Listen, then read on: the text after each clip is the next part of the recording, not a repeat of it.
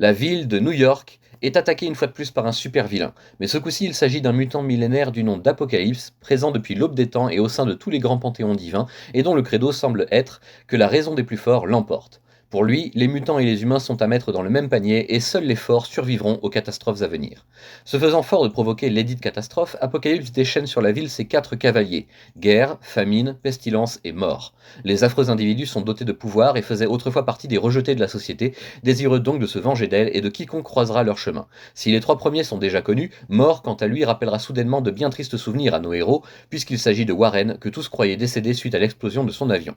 Angel n'est plus, cependant, et Mort a bel et bien pris la place de l'ancien X-Man, sinon de cœur, au moins de corps. Forcés de combattre cet ami cher qu'ils pensaient avoir perdu, les membres de Facteur X tentent également, avec l'aide de toutes les bonnes volontés, de vaincre les 3 autres cavaliers avant qu'ils ne provoquent des dommages irréparables, mais c'est bien du vaisseau d'Apocalypse lui-même dont ils devraient se méfier. En effet, l'imposant engin est sur le point de se cracher sur Manhattan suite à de nombreuses avaries durant les combats. Apocalypse et ses sbires s'échappent en laissant le soin aux héros d'empêcher que d'autres innocents ne périssent, et contre toute attente, ils y parviennent en faisant amérir le vaisseau dans la baie non loin de la Statue de la Liberté. Le pire a été évité de peu, mais les New-Yorkais sont généreux et savent récompenser ceux qui luttent pour eux au péril de leur vie. Une véritable ovation générale parcourt la foule, et les mutants sont traités en véritables héros du jour, non seulement pour avoir vaincu l'ennemi, mais aussi et surtout pour avoir porté secours et soutenu les forces d'intervention d'urgence partout où c'était nécessaire.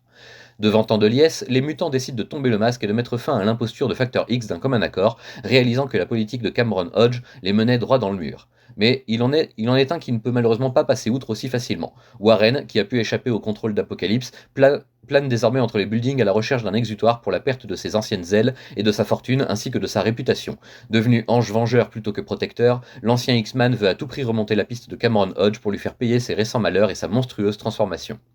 De leur côté, les autres membres de Facteur X doivent apprendre à opérer loin de leur nouvelle recrue, les laissant bien souvent à la garde du vaisseau remporté sur Apocalypse et devenu leur nouvelle base d'opération. Tandis que les jeunes font tout leur possible pour ne pas causer de problèmes tout en s'amusant et en s'entraînant à maîtriser leur pouvoir, les adultes, eux, se lancent dans 2 quêtes principales: le moyen de rendre au fauve toutes ses facultés mentales, altérées par l'ennemi, et une piste solide pour retrouver l'enfant de Scott et Madeline, que l'on pensait disparu, mais qui aurait apparemment refait surface dans les environs de l'orphelinat où Cyclope a passé toute son enfance.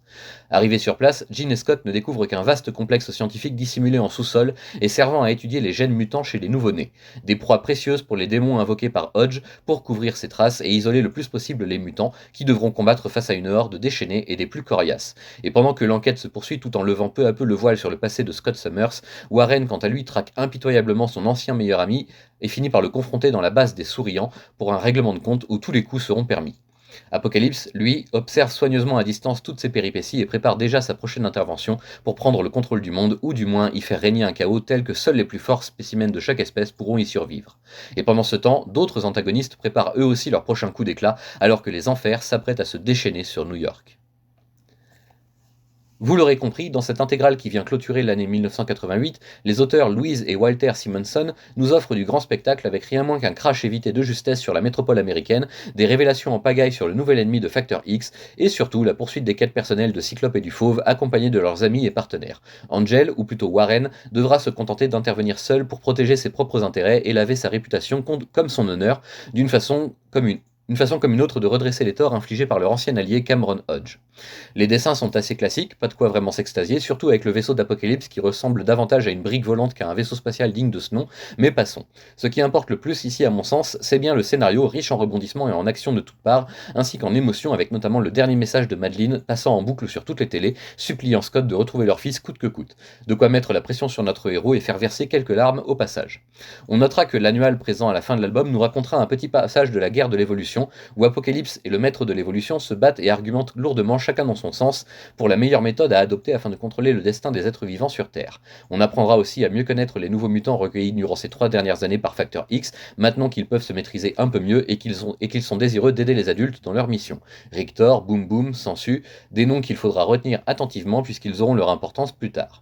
Les bases d'un avenir tumultueux sont donc posées, et dès l'année prochaine, nous enchaînerons aussitôt avec le crossover Inferno, qui viendra résoudre un certain nombre d'intrigues en suspens et poser là aussi les jalons pour de futures grandes sagas qui sont encore aujourd'hui plébiscitées par le lectorat, toujours en constante mutation.